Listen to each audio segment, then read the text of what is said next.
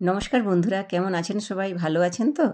আমি ভালো আছি। আবার একটা রেসিপি নিয়ে চলে এলাম। আজকে বানাবো আলুর মচমচে চিপস। তো আমি এই চিপসটা কিভাবে বানাচ্ছি, এখানে আমি দুটো আলু নিয়েছি। আলুর ছালটা ভালো করে তুলে নিচ্ছি। একটু ছাল রাখা যাবে না, সব ছালটাই ভালো করে তুলে নিতে হবে।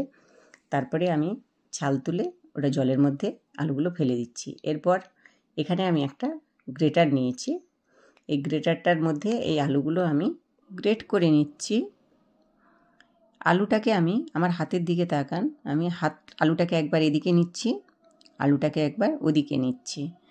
আমি হাতটাকে এদিক ওদিক করে প্রেস করে ঘোরাচ্ছি, মানে গ্রেট করছি আলুটাকে। এটার কারণ হচ্ছে আমি পরে এটা যখন আমার গ্রেট করা হয়ে যাবে আমি তখন বলছি যে কেন আমি হাতটা এধার ওধার করে নিচ্ছি। এইভাবে আমি আমার দুটো আলুই আমি গ্রেট করে নেব। প্রায় আমার গ্রেট করা হয়ে গেছে। এবার দেখুন এর মধ্যে এই যে জালি জালি ভাবটা, এই হাতটা এদিক ওদিক ঘোরালে এই জালি জালি ভাবটা এই চিপসটার মধ্যে আসবে। এখানে আমি একটা কড়াই নিয়েছি, কড়াইয়ের মধ্যে কিছুটা জল দিয়ে দিচ্ছি। এবার জলটা যখন ফুটে উঠবে তখন আমি এখানে অল্প করে নুন হলুদ দিয়ে দিচ্ছি। আর এখানে যে গ্রেট করে রেখেছিলাম আলুগুলো, এই আলুগুলো ওই জলের মধ্যে আমি সেদ্ধ করে নেব।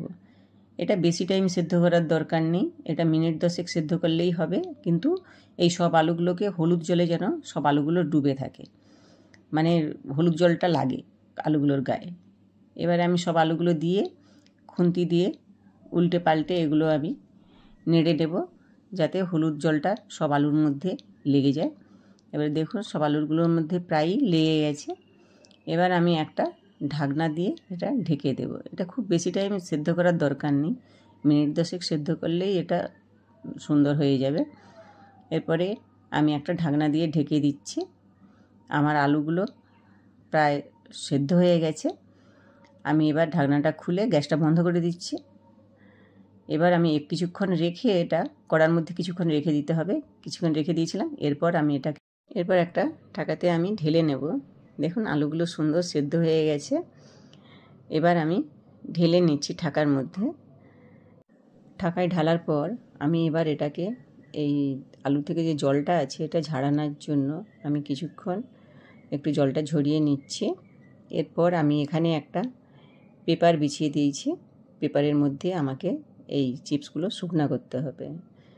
এইগুলো একটু টাইম লাগবে, 1-2 দিন 3 দিন পর্যন্ত টাইম লাগে। রৌদ্রটা খুব সুন্দর আছে, হয়ে যাবে। এই চিপসটা অবশ্য আমি আমার ছোটোবেলায় আমার মামাবাড়িতে প্রচুর আলুর চাষ হতো, আমি সেখানেই এই চিপস বানানোটা আমার মামিমার কাছ থেকেই দেখেছিলাম। তো আমি বাড়িতেও প্রচুর বানাতাম। তো আমি এখনও বানিয়ে রাখি বাড়িতে এই চিপসটা, আর আমার ছেলেরা খেতে খুব পছন্দ করে। এবার আমি রোদ্রুতে এটা শুকিয়ে নেব 2 দিন। রোদ্রু দেওয়ার পরে দেখুন চিপসগুলো কি সুন্দর শুকনো হয়ে গেছে। আর রোদ্রু 2 দিন খুব ভালোই ছিল, সেই কারণের জন্য আমার সব চিপসগুলো শুকনো হয়ে গেছে। তো পরে এটাকে আমি আবার রোদ্রুতে দেব। তো আজকে ভাজার মতো উপযুক্ত মোটামুটি হয়ে গেছে। তো এরপর আমি এগুলো তুলে নিচ্ছি। এখানে আমি একটা কড়াই বসিয়ে দিয়েছি। কড়াইয়ের মধ্যে এই চিপসগুলো আমি এবার ভেজে নেব। এবার কিছুটা অল্প করে তেল দিয়ে দিচ্ছি, আর তেলটাকে খুব ভালো করে গরম করে নিতে হবে। এবার তেলটা খুব সুন্দরভাবে গরম হয়ে গেছে। এবার আমি চিপসগুলো দিয়ে দিচ্ছি। এবারে দেখুন কি সুন্দরভাবে চিপসগুলো ফুলে উঠছে। আর এই চিপসটা বিকেলে চায়ের সাথে বা এমনিতে বসে বসে সময় পাস করার জন্য বেশ ভালোই লাগে। আমার একটা নাতিবাবু আছে, সে আমাকে প্রায়ই বায়না করে চিপস ভেজে দাও, আমি তখন তাকে এটা ভেজে দিই। আর এটা আপনি বাড়িতে বানিয়ে খান, কেমন হয়েছে আমাকে প্লিজ কমেন্ট করে বলুন। আমার সব চিপসগুলো ভাজা হয়ে গেছে। আমি এবার একটা পাত্রে তুলে এখানে আমি অল্প করে বিট নুন আর একটু লঙ্কা গুঁড়ো দিয়ে দিচ্ছি। আপনি নাও দিতে পারেন, এটা আমি একটু টেস্টের জন্য দিলাম। তো এইভাবে তৈরি হয়ে গেল আমার আলুর মুচমুচে চিপস।